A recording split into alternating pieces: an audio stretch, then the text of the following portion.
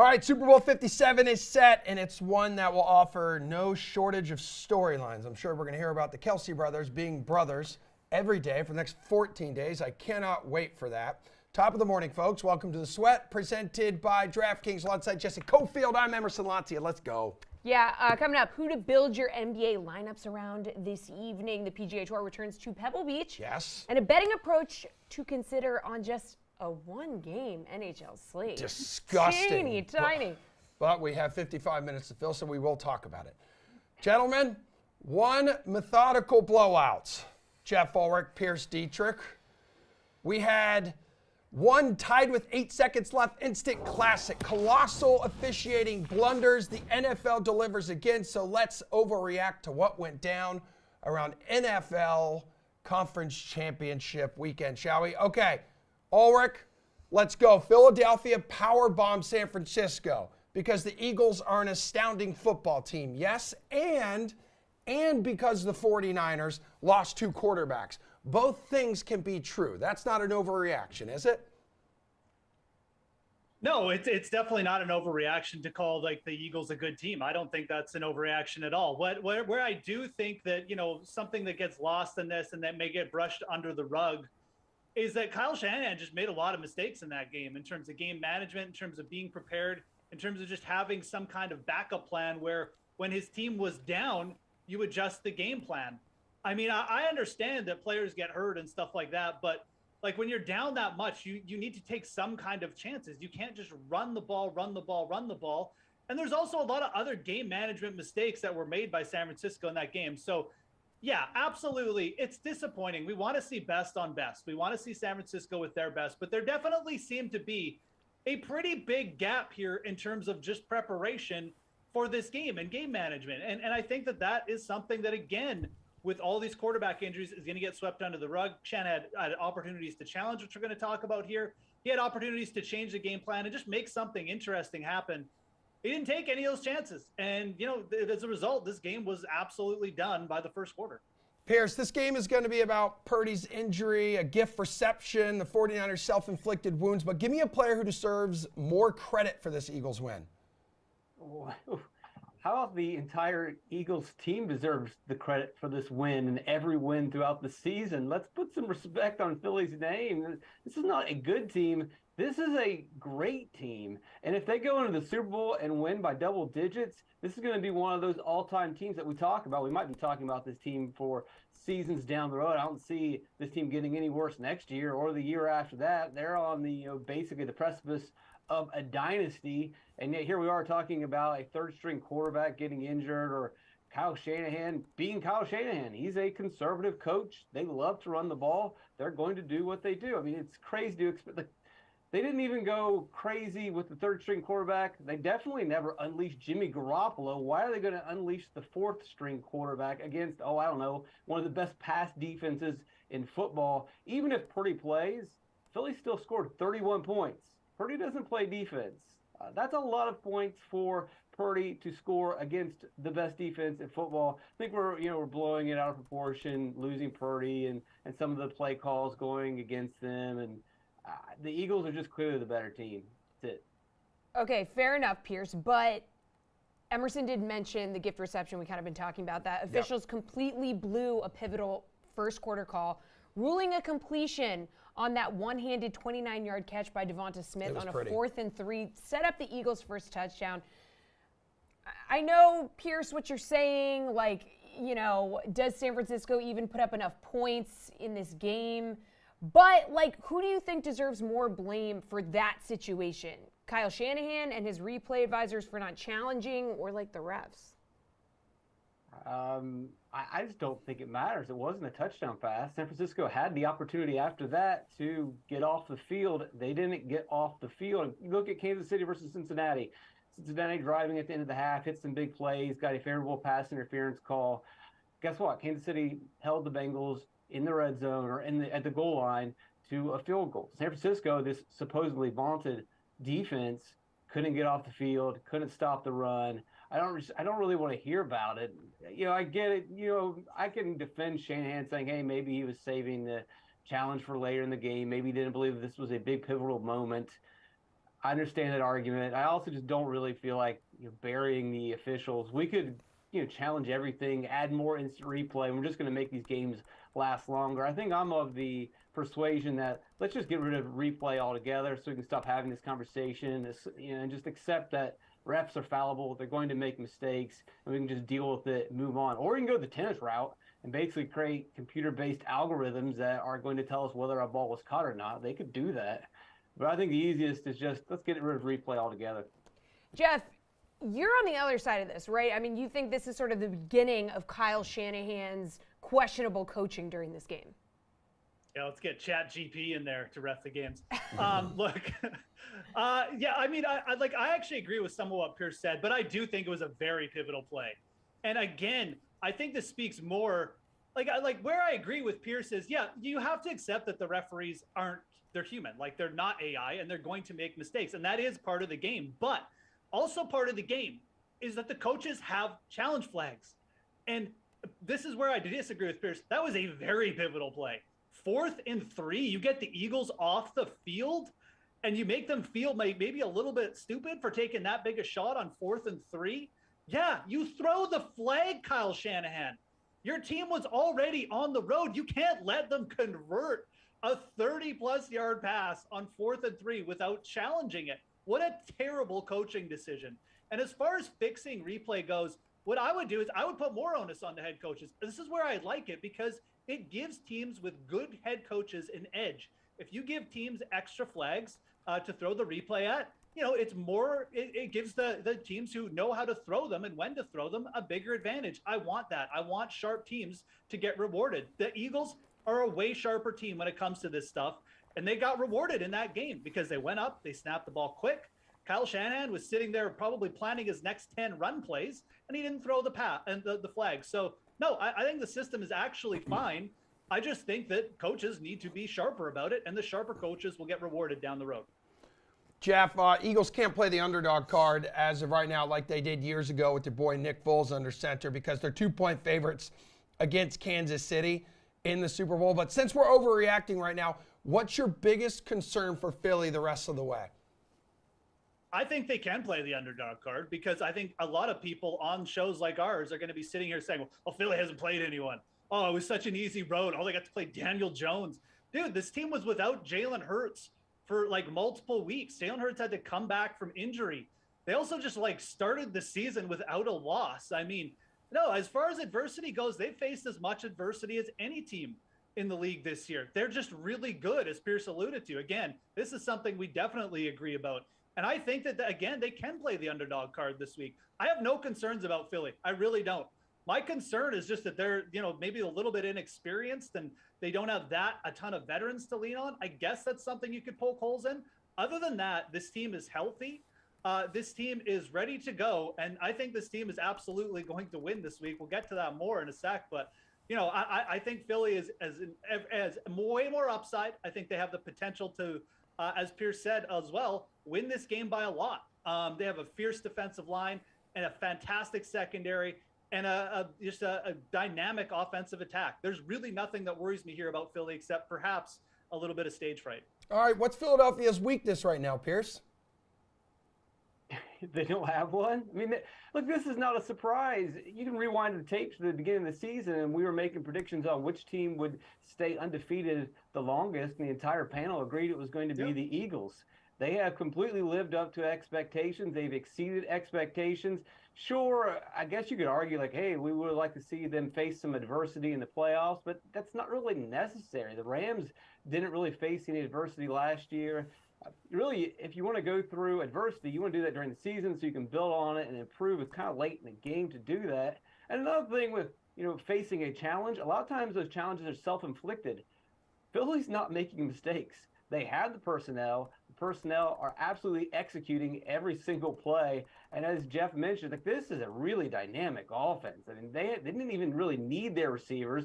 They changed their game plan up during the game. They didn't force the ball downfield. San Francisco took that away. So what did Philly do? On the fly, they decided, all right, we're just going to run the ball, and we're going to do these short underneath routes, and we're going to score 31 points on you. And we can run with our running backs, all three of them. We can run with our quarterback. If you play soft coverage or lay back to prevent the deep routes, then Hurts is just going to run all over you. I don't know. I think Kansas City is in a really bad spot. 2 points is not nearly enough. Right, the AFC Championship was everything. Obviously, the NFC Championship was not. Yep. A dramatic back and forth, some crucial crunch time mistakes. Overtime was avoided, okay? But be honest here. Pierce, how bad did you want to see the new OT rules? Yeah. None at all. Oh, come on, dude. We didn't need another quarter of that. We just didn't. And I think people are lying to themselves. Patrick Mahomes without Tyreek Hill is just not that exciting. Sure, they put up some yards, but this is not a fantastic offense to watch. What, they have 20 points, 23 points? I mean, throughout the entire bro, game? they had like no wide receivers left. We'll get to that. We'll get to They that. never had any receivers to begin with. This is not a very good offense. And then you look at Cincinnati. We all love Joe Burrow, but if you watch Bengals games, they'll have 3 to 5 drives a game that are really good. And then they have about 5 to 6 drives where they just look completely off. They're unwatchable. I mean, if you look at the 2 games, I know that San Francisco obviously didn't have their offense running at full speed because of injuries, but Philadelphia is fantastic to watch, offensively, defensively. Now, Kansas City and Cincinnati's defenses both played well, but again, they weren't really shutting down super-powered teams. I think all the power is in the NFC. The AFC is weak. I don't need another quarter of Patrick Mahomes throwing 5-yard out routes. And I don't need to see Joe Burrow go 3 and out and get sacked 2 times. No, thank you. All right, Jeff, do you agree here?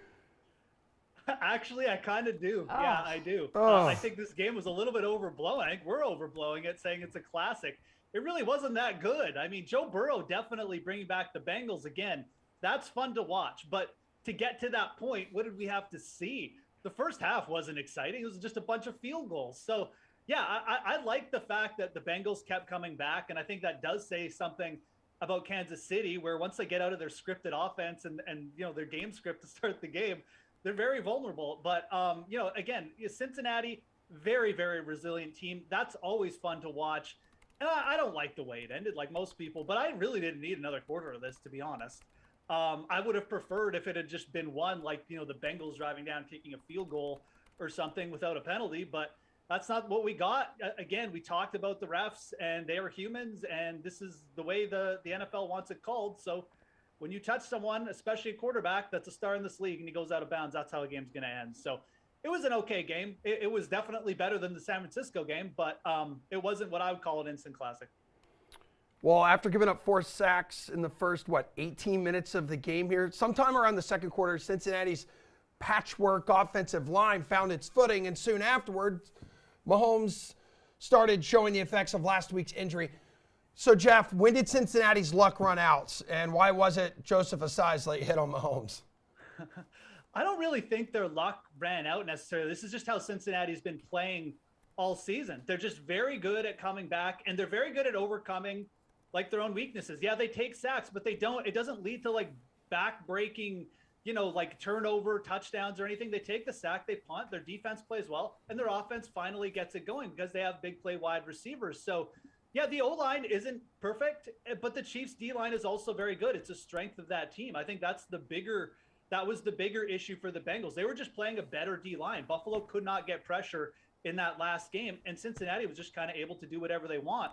The Chiefs got a lot of pressure. They sacked Joe Burrow, and it was still 20-20 with 2 minutes left in the game. So as bad as the O-line may be for Cincinnati, and I'm sure they'll still continue to try and add some depth to it, it really wasn't like that big a deal. Cincinnati did what they've been doing all year. They put themselves in a position to win. It just didn't get the breaks at the end of the game against a good team in the Chiefs. But I expect Cincinnati to just keep building, and perhaps they'll get to the point where Philly is, where they don't have these concerns and they're just going to be more dynamic. But right now they're relying a lot on, the savvy of Joe Burrow and their receivers. But I was this pretty much exactly this game, how it went exactly how I thought, and that Joe Burrow would get more pressure, but they'd overcome it. We'll see if the Bengals can improve in that area next year.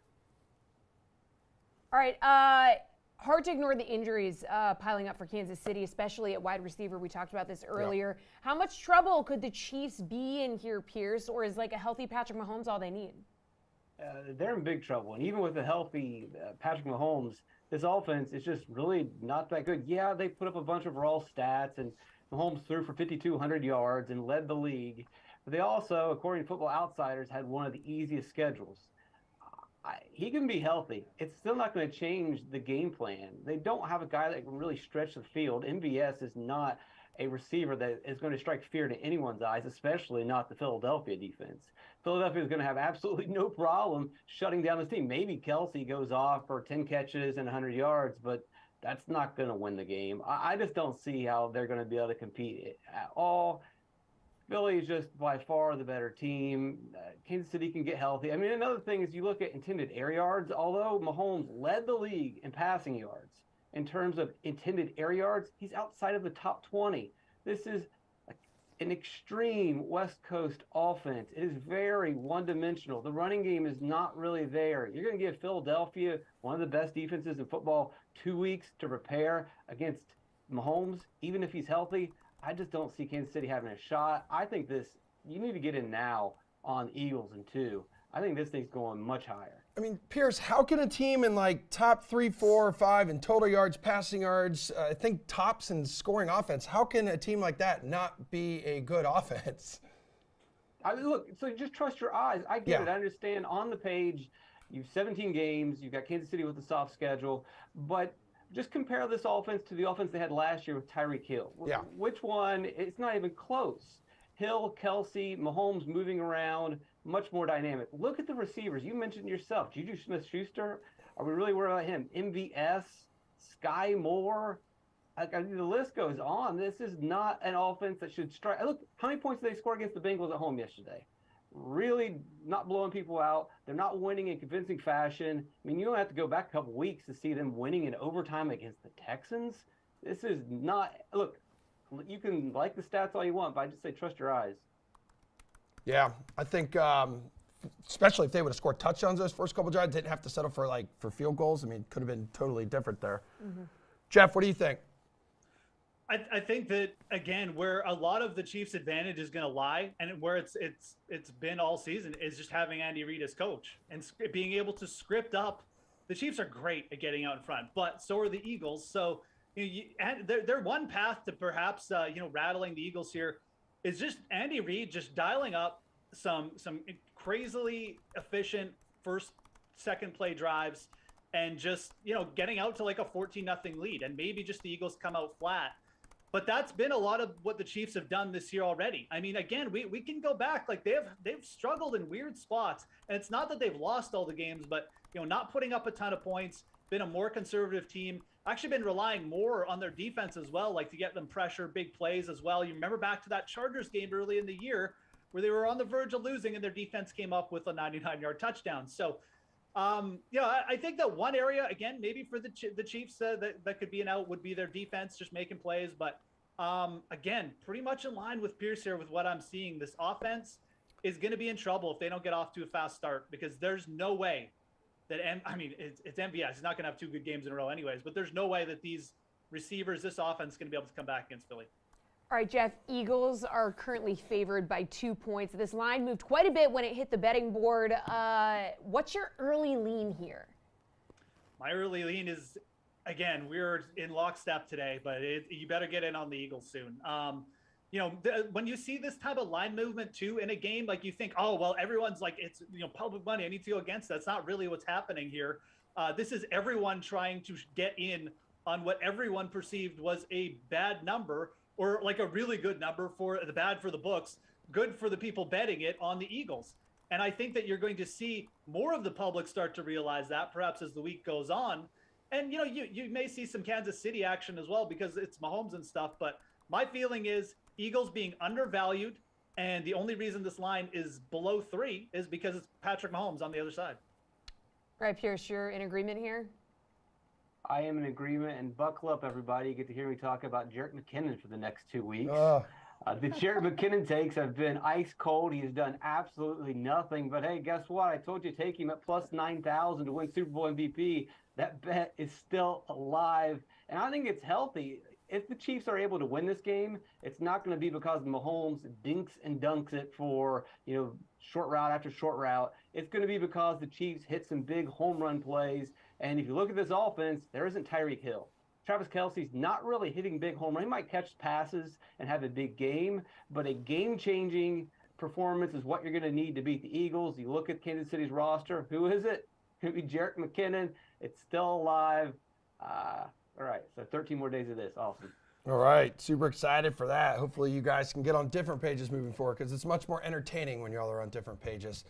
Pierce, we'll see you tomorrow. Jeff, hang out. We need you for PGA Tour pin placement. Is Max Homa an elite closer after his performance at Torrey Pines, and who to back as the tour heads to Pebble Beach this week?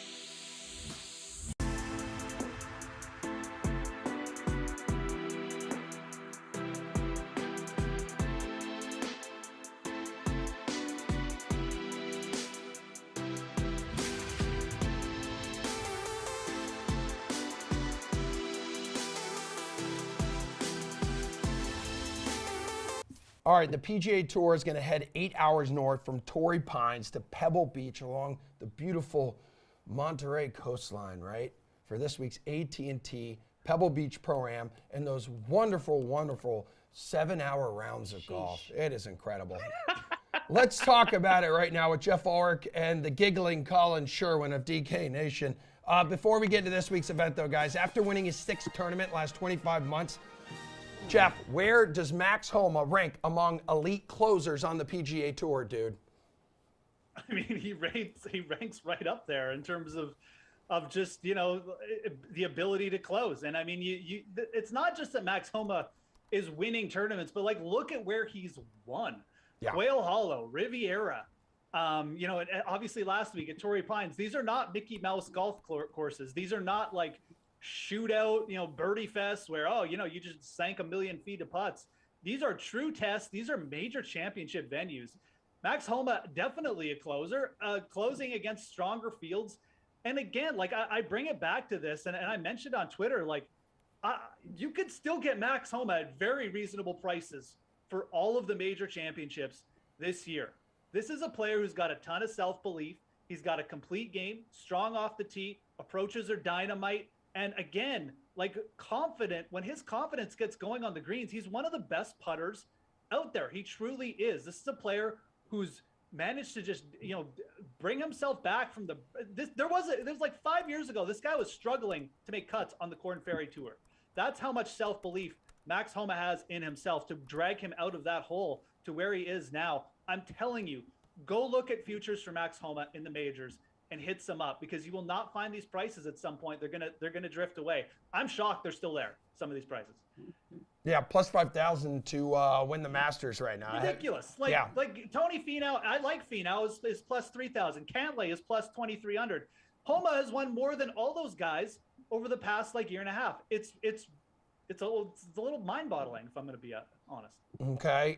Colin Sherwin. You know what I actually loved about Max Homa this past week was that like epic mid-round interview he did on I think it was Friday. So that was the third round this week. But I love the fact that it was the guy. It was one of the top dudes on the board. The dude who ended up winning and doing the mid-round interview, because I feel like that's going to take golf, especially in broadcast terms, like to the next level here. Yeah, Homa is so good for the sport on social media. Really, I hope he gets that PIP money, that player improvement fund money, whatever it is. He should be getting that number one every year. If you're a golf fan, you have to root for this guy. I understand why the math is that his numbers are a little bit behind some of the other players in terms of majors and futures, but I'm with Jeff here. Like, this guy can roll it. He's really got a balanced game. He can sort of do it all. There's no specific aspect where you go, wow, that guy's really super talented. That guy's just better than the field, XYZ, whether it's driving distance, approach, whatever. But he's got the kind of all-around game. And so for different course setups, this is kind of what you want, especially going into this round of majors for this coming year. I think some of the courses this year are going to favor some more all-around players than they have previously. It's usually been guys that can just really bomb it. That'll still be the way it is at Augusta. But the other three courses this year, I think this sets up a little bit better for guys with more balanced games. So yeah, I'm with Home on that. I understand why the numbers are where they are, but I agree there is still some value on him as a futures bet for the majors this year.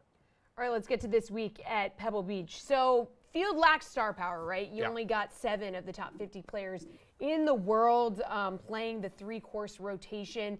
Tom Hoge is one of them and won here last year. So where's he going to finish this time around, Colin? I think he's in contention for a top 5, top 10 for sure. Look, this guy, you want to talk about raw talent. This guy can go as low as anyone on the board. If you need someone to go out and like shoot a 62 at Spyglass, this is going to be the guy. He can really go low. This tournament probably sets up better for him than anybody else. Remember, you talked about top 7, only top 7 of the top 50. I think a lot of that is some of the better players. Well, some of them over in Europe right now getting paychecks, but some of it also is that these guys don't want to be playing 54 holes and potentially even 72 holes with some guy who's going to shoot like 90. And that's sort of what happens here. So this tournament, which was always one of the great events in all of golf, has sort of lost a little bit of its star power, I think, because people don't necessarily want to play with the amateurs as much. And I think that's unfortunate, but it does give you an opportunity if you want to, if you've got the, like Jeff and I have always talked about, there's that top 2, it's Rahm and McIlroy. There's that like 3 to 15 range, anybody in that 3 to 15 range. And Hoge is certainly one of those guys. Any of them can win this week just because the field's so weak and nobody wants to play with the amateurs. All right, Jeff, what do you think? Tom Hoge, where's he going to finish this time around?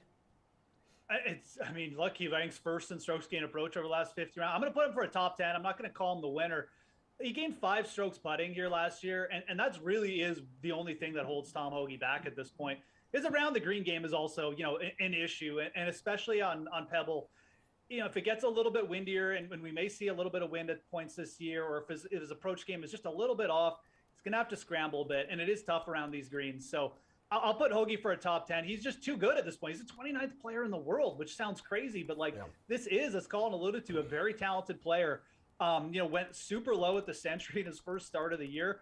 I think he'll absolutely contend, and he's definitely a possible winner here. But I'm going to put him for a top 10. Again, still parts of his game that will show up and be a bit of a roller coaster, mainly around the greens and the putting. So I just don't necessarily trust him to putt well enough to call him the winner. But again, I don't really know who else I would pick to win because his field is so weak. But I'll put Tom Hoge for a top 10. All right, 16th in the world, Jordan Spieth, winning here in 2017. He's at the top of the betting board on the DK Sportsbook. Shortest odds, the favorite here, plus 850. Finished 2 strokes behind winner Tom Hoge last year, Jeff. Spieth nearly went off a cliff, like literally, if you remember that crazy-ass shot that he had. Where is he finishing this week? Spieth always comes here and top 10s as well. He's obviously got a much better around the green game, and I think that he's used that to his advantage a lot of seasons. It's hard for me to call this guy outside of anything of a top 20. I'm going to say top 20. I'm not going to put him in the same ranking as Hoge right now. We've just we saw what we've seen from Jordan Spieth is there's little flashes, but he's also clearly working through something. You don't go from first in an event at the Sony to missing the cut without there being some kind of issue, whether it be between the ears with a swing or something of that effect. So, Spieth's taken some time off. I fully expect he'll come back, more mentally prepared for this game. And I'm not this week, and I'm not going to pick him again to do something crazy like miss the cut or finish T60. But I think top 20, top 15, that's where I'm going to place Jordan Spieth this week. I think we need a couple more starts for him. He clearly was struggling in a couple different areas at the Sony, and that troubles me enough to kind of just put him behind Hoagie. Okay, where is Spieth going to finish this week, Colin? Oh boy, I don't think there's a player in the field with a wider range. You could see him winning it, you could see him missing the cut, and that's just because of what Jordan Spieth does, which is he goes out and shoots birdie, birdie, birdie, triple. He's all over the course. He's probably the highest variance player on the PGA Tour. I'll put him down for a top 20 just because I think this field is so weak. Some time off probably has been good for him, but this is not forbettable for me at all. I mean, can he win it? Sure, but I don't think 850 is nearly a good enough price to go ahead and get it for him to win. Look, Jordan Spieth is an incredible player, probably one of the more creative shot makers we've ever seen in golf. But when he makes mistakes, they're big mistakes, and they're not just bogeys; they're doubles and triples, and that's really hard to get back, especially in courses like you're playing here this weekend. So don't love him to win, but wouldn't be surprised if he's in the mix on Sunday as well. Just not very bettable for him. All right, Colin, Viktor Hovland is back in action. He won the Hero back in December. This is going to be his first tournament since the Century Tournament of Champions. So where do you see this dude finishing? Yeah, so the problem with Victor's game is always going to be around the green, not necessarily his best the best part of what he does. And a lot of times at these horses in the these courses at the Monterey Peninsula, you're going to be just off the rough. You're going to be in a little bit of cabbage. It's going to be tough to get up and down in some of these spots. So I just don't think he particularly sets up too well for this. Did win the Hero, has been playing well. It's not like he's missing cuts. A lot of top 10s, a lot of top 20s lately. But I just don't think this weekend sets up too great for him. So I'm going to be a pass on Hovland this week. I do like him in the majors, though. He's another guy that I'm going to be scouting because I do believe that this is going to be a good year for him in the Open Championship this year. This could be his year for sure. Jeff, do you agree this course just doesn't set up great for him? I mean, I think it sets up okay, but I mean, like, it's hard to trust Viktor Hovland right now. He hasn't played since the Century, as Colin alluded to. His around the green game can be stagnant at times. It just easily gives him the most issues. And again, Hovland has been off. He's testing new equipment. So you've got a player who hasn't played that much in 2023. He's bringing in new equipment to this week. Could he absolutely start dialing it up? I mean, he's probably the best ball striker in this field. If he's not, like him, Hoagie, a couple other players.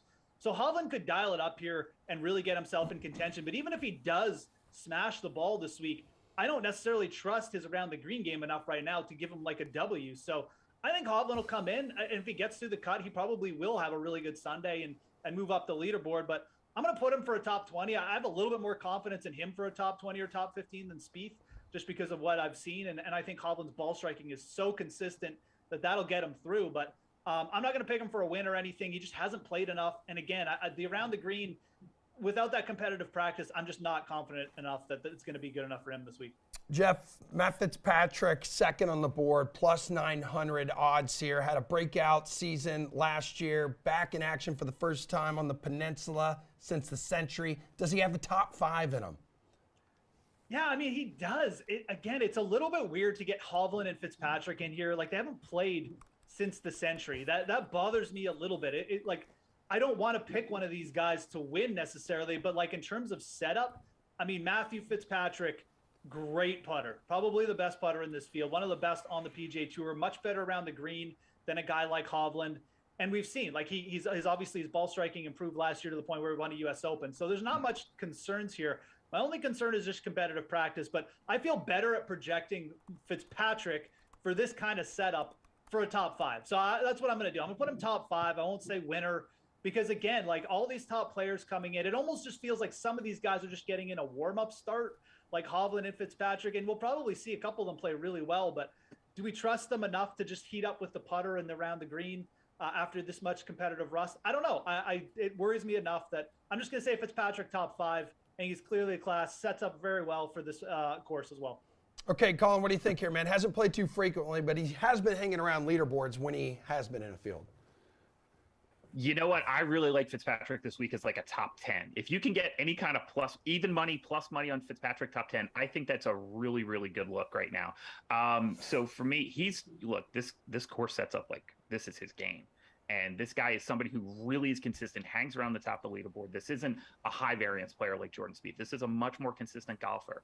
And I think you'll get a good performance out of him this week, especially against a field that's not so spectacular. So for me, the bettable side is going to be for Fitzpatrick to finish in that top 10. But if you took a flyer on him to win, I just feel like you need a little bit better than plus 900. All right, really quick, Pebble Beach Pro-Am means amateurs are going to be in the mix. Got to assume Josh Allen's short game is much like his red zone game, iffy at best here. Does playing with amateurs, affect any of your bets here, Jeff? What do you think? Here's the thing about this week. Experience really does matter. Yeah. And every single winner since 2000 at Pebble Beach has played in this event before and posted at least a T16 finish. So there is something to coming here. It's not just the course. The course is technical and knowing your way around it is something. But I think just knowing how this event goes and being able to go with the flow of playing with these celebrities who are going to be smiling for the camera, wasting your time, hitting shots into the ocean, dropping a ball, hitting another shot into the bush, looking for their ball, and just knowing how to handle that as a pro and having a laid back enough attitude. I think there's something to that. So yes, I look for players who have played here before, especially when you're in the betting market. If you're looking down, look for players who played this event. They come here a lot, they like it, and they set up well. Guys are trending well in the approach category as well. But yes, it does affect the way I bet absolutely this week. I think you need to look at course history and players who come here consistently. You in agreement, Colin? 100%. I think this is the overriding factor, and I don't think enough of us consider it. There are some guys that like going out and playing with the amateurs at the normal Tuesday and Wednesday pro-ams that these guys are all required to play. And some guys hate it. Peter Jacobson famously played this course really well for all those years that he used to play with Bill Murray. There are some guys that just set up really well for the pro-am format that are kind of chill, that just want to relax. And here's the thing about this tournament. You're playing 3 courses. Everybody talks about Pebble. You're going to play Pebble Thursday, Friday, or Saturday. But you're also going to play Spyglass, and you're going to play Monterey Peninsula. If you have not played these courses with a ton of experience, it's not like you're getting out there and seeing these tracks. 50% of this tournament is not at Pebble Beach. So people that have experience, that have played this tournament before, that have played this cycle of courses before, I think have a real edge this week as well. So give me the relaxed guys. I think Homa is definitely one of those guys who just sort of goes with the flow and is kind of chill. But he's not here this week. So who do I like? Who do I think is sort of like the most chill guy on tour? Well, maybe Matt Kuchar plus 3,500. Kind of relaxed, kind of, just sort of fun, smiles around the course, always has a good time. Game doesn't set up particularly well for this course or for these courses in this style of golf, but kind of a guy who just sort of like goes around and smiles and has everybody's just sort of fun and enjoys being around. Might be worth taking a flyer. Very relaxed with his tipping as well.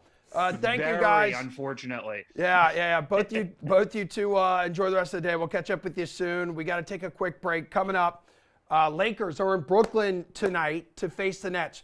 Do not build around LeBron or Anthony Davis because they've already been ruled out for tonight. Jeff and Jay are here though to tell you who you should stuff inside your DraftKings lineups after this quick break.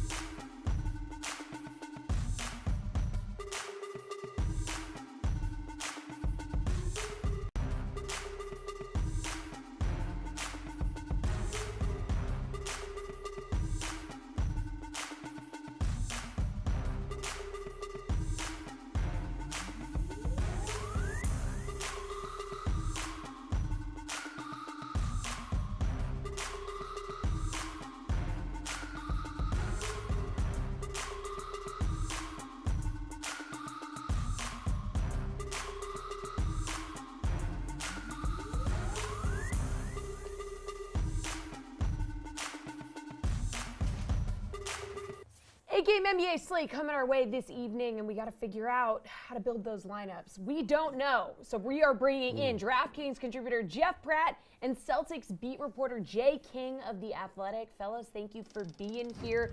All right, DFS and Sportsbook plays, let's get into it. What guard are you going to be building your lineup around tonight for DFS, Jay? I'm going with Kyrie Irving. He has averaged 32 points, 7 assists, and 6 rebounds a game without Kevin Durant this season. Just killing people without Durant. Obviously, he's the guy who makes that offense go. And then he just has the perfect matchup against the Lakers without LeBron James and Anthony Davis. That is a bad defense to begin with. Take those two guys off it.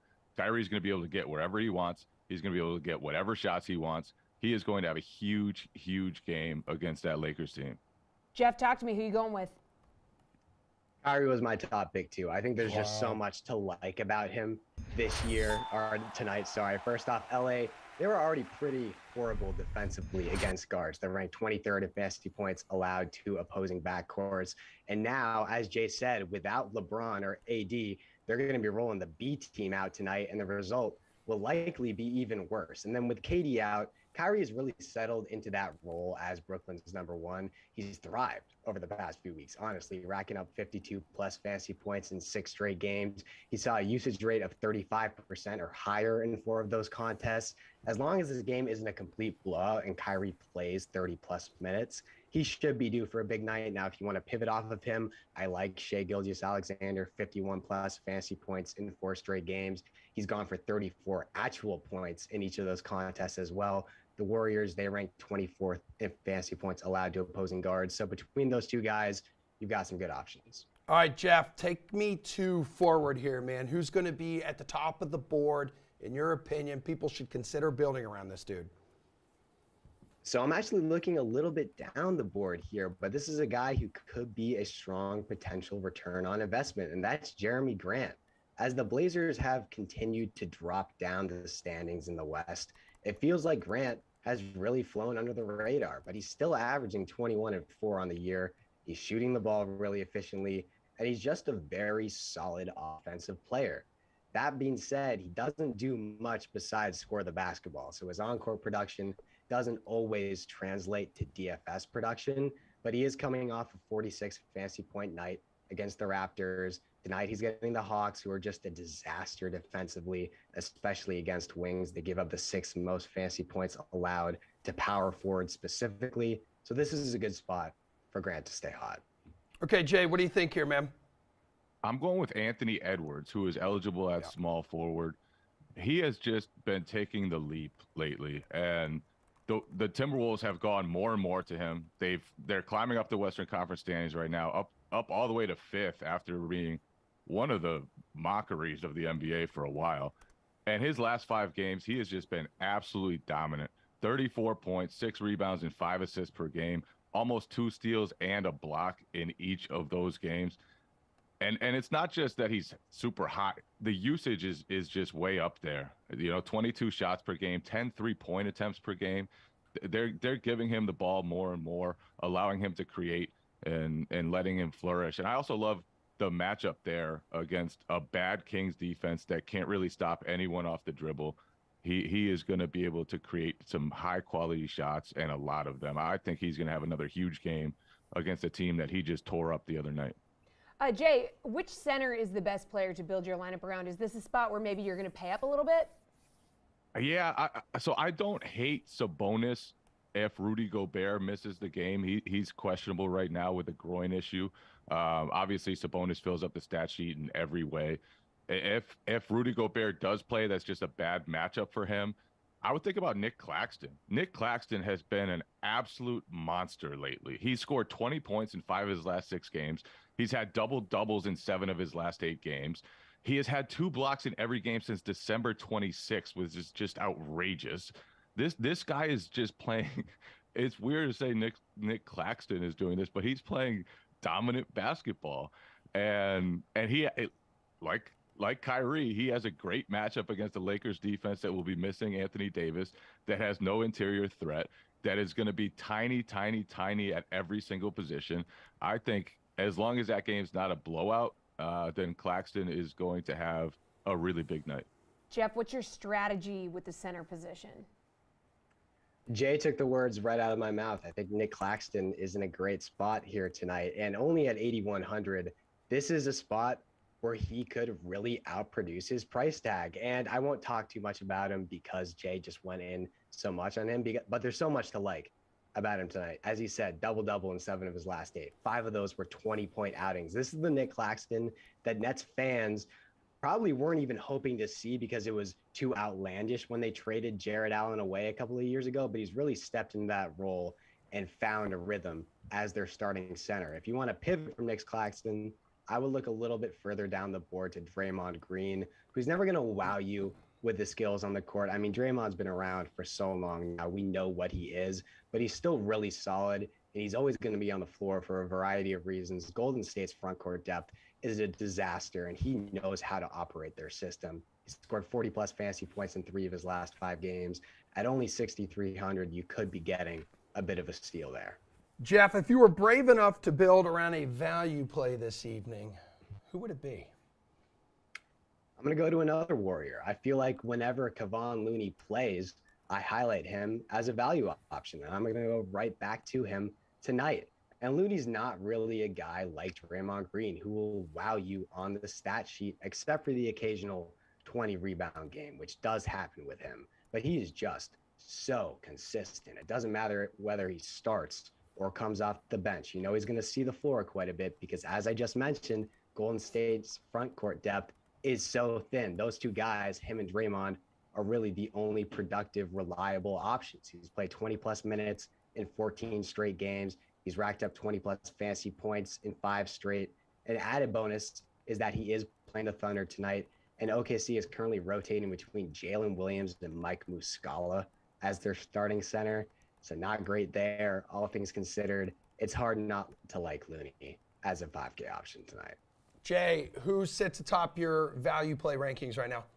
Well, first of all, I just want to put more respect on Mike Muscala's name. I'm sorry. All due respect to Mike Muscala. I mean it. But Second of all, basically anyone on the Lakers, without LeBron, without Anthony Davis, there's just going to be a ton of opportunity to go around there. Russell Westbrook, we've seen him up his game when LeBron doesn't play. He's averaging 18 points, 8 assists, and 5 rebounds without LeBron James this season. Dennis Schroeder, I think, could be worth a gamble, even if you go further down the list. Lonnie Walker, if he does play. You could go down to Troy Brown, who's going to play a lot of minutes. He's not a huge stat guy most of the time, but at his price could be worth a shot. And then if Rudy Gobert doesn't play, I love Naz Reid. Naz Reid is averaging 14 points and 6 rebounds per game during games without Gobert this season. When he gets a chance, he's very productive. He fills up the stat sheet, and you can get him for pretty cheap. So that's only if Gobert doesn't play, but if he doesn't, Naz Reid's a great play. All right, Jay, what's your favorite player prop to potentially build a parlay around? I love the Claxton to record a double-double. It's actually pretty. It's at minus 215. So obviously, it's you're not getting the best price, but it's almost automatic. He's done it in 7 of his last 8 games. I think this Lakers front court is really bad. He's going to dominate the glass against them. He's scoring in double figures every night. Most of the time, he's above 20 points lately. So unless this is an absolute blowout in the 3rd quarter and he doesn't play the entire 4th quarter, I see this one hitting it pretty early and being pretty automatic. Jeff, where are you going? I'm going with Shai Gilgeous-Alexander over 31.5 points against the Warriors. There have been multiple occasions throughout this season where Shai has just racked up 4 or 5 straight 30-point games, and we're in the middle of one of those stretches again right now. He scored at least 34 points in each of his last 4. Tonight he's facing Golden State, who is particularly vulnerable against guards. They've given up 4 straight big games to Fred VanVleet, Ja Morant, Kyrie Irving, and Darius Garland. Shai is certainly in that tier, if not above a lot of those guys with how he's playing right now. He's averaging over 30 points per game on the season. I expect him to extend that streak and go for at least 32 tonight. All right, Jeff, bring us home. Absolute favorite bet on the DraftKings Sportsbook to build up that bankroll tonight. Yeah, I'm betting against arguably the most fun team in basketball with this pick. So it brings me no joy to take the Timberwolves money line at home against the Kings. But Minnesota, they currently sit as the 5 seed in the West. while only being 2 games above 500, which is certainly underwhelming on one hand, but they've also been playing pretty good basketball as of late. And then this is just a completely different team at home. The Wolves have won 9 of their last 10 in Minnesota. They beat Sacramento at home literally 2 days ago. And the Kings are a much weaker team on the road compared to when they're at home. So there's a lot trending in the right direction for the Timberwolves to keep it rolling tonight. All right, Jay, what's atop your betting card right now, dude? Nets -9. Woo! This is not going to be close. The Lakers, without LeBron, without Anthony Davis, they're not a good shooting team. They have no size. They have no defense. They have no strengths. And I think even though it's the Nets without Durant, that's a competent team. That's a team that's gotten pretty good defensively, that has Kyrie and Claxton playing at a great level. I'm kind of hammering a lot of Nets in this game, and I think this one's going to be a pretty big blowout. Yeah, and that line has now moved to 8.5 on the DraftKings. Oh, even better. Sportsbook. Yeah, Even baby. better. Get on it, dude. All right, thank you, fellas. Good Thanks, dude. stuff. Got to take a quick break here before we talk about tonight's hockey slate, which is literally just one game. What's the play for the Blues-Jets game? Paul Bruno going to tell us next. Oh, boy.